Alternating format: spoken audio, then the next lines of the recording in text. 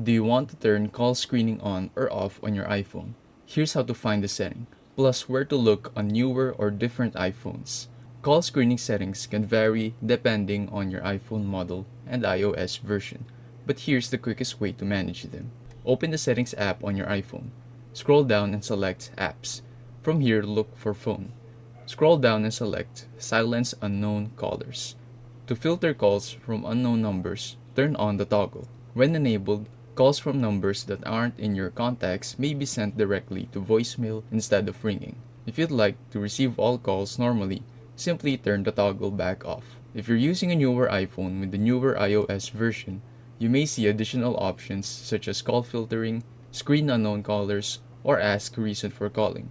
In that case, go to Settings, then Apps, then Phone, and look for the call screening action. From there, you can choose whether to screen unknown callers, ask callers for a reason before ringing, or disable the feature completely.